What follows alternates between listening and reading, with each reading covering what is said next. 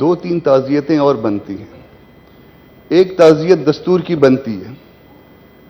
دستور کی تعزیت اس لیے کہ 9 اگست کو ایک ہاؤس جو ہے وہ ختم ہو گیا یا اسمبلی ڈیزالو کر دی, اور 9 اگست کے بعد ماشاءاللہ آج تک اس ہاؤس کو بھی ریڈنڈنٹ رکھا گیا. تو یہ تعزیت دستور کے لیے میری طرف سے قبول کیجیے. ابھی ولید صاحب بیٹھے تھے, انہوں نے کہا کہ وہ مشرف صاحب شاید فیل ہو گئے تھے قانون کے امتحان میں. ہم بھی شاید دستور کے اور قانون کے امتحان میں فیل ہو گئے ہیں. اس پہ قوم کو, آپ کو اور ہم سب کو تعزیت قبول کرنی چاہیے سر. دوسری تعزیت چونکہ ہم کچھ کرنے کے قابل نہیں ہیں, ہم فلسطین کے لیے صرف تعزیت کر سکتے ہیں. ہم کوئی عملی قدم نہیں کر سکتے, اس حد تک بھی عملی قدم نہیں اٹھا سکتے کہ ان کو دوائیاں بیچ دیتے, ان کو خوراک بیچ دیتے. تو زبانی ہمدردی کے لیے ہم نے تعزیت کرنی ہے, دعا کرنی ہے.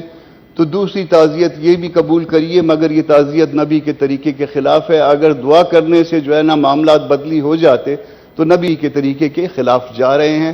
تو جب نبی کے طریقے کے خلاف جائیں گے تو پھر وہ جو ہے کبھی بھی کامیاب نہیں ہوں گے فلسطین کے معاملے میں. تیسری تعزیت چونکہ 27 تاریخ ہے آج, تیسری تعزیت جو ہے وہ کشمیر کے حوالے سے قبول کیجئے.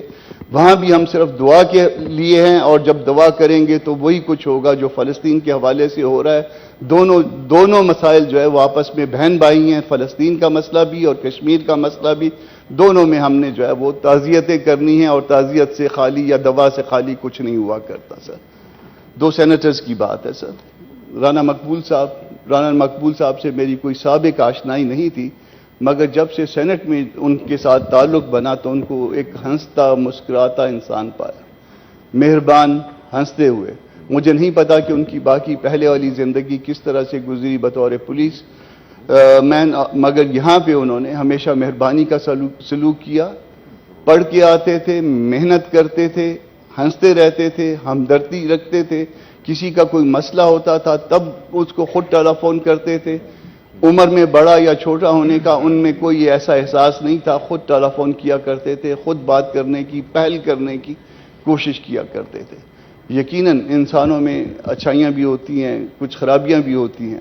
اگر اس کی اچھائیاں اس خرابیوں سے بڑھ جائیں تو اس کو ایک کامیاب انسان کہا جا سکتا ہے. انہوں نے ایک کامیاب انسان کی طرح زندگی گزاری, اور جب کوئی کامیاب انسان کی طرح زندگی گزار کے جائے اور اس کی خامیوں کو زیادہ ڈسکس نہ کیا جائے عام لوگوں میں, تو اللہ پاک اس شہادت کو قبول کرتے ہیں, اور اس شہادت کو اللہ پاک قبول کرتے ہوئے ان کی مغفرت فرمائے, ان کے لیے آسانیاں کر. آمین. آخر میں بات کرتا ہوں ہم سب کے استاد کی, استاد الوکلا کہوں گا, وکلا کے استاد ظفر صاحب سے بھی بہت سے حوالوں سے بات ہوئی, بہت سے حوالوں سے اختلاف ممکن ہے, مگر اس اختلاف کے باوجود آپ یہ جب ان کی شخصیت کے نزدیک جاتے ہیں تو ایک انتہائی نفیس انسان, ایک انتہائی پڑھا لکھا انسان, ایسا انسان جس سے کسی کو تکلیف نہیں ہوتی, کسی کو دکھ نہیں پہنچتا, ایسا انسان جو شمع سے شمع جلاتا ہے, جس سے بہت ساری شمع جلی, جس طرح سے ولید نے, میرے بھائی نے اس میں کہا.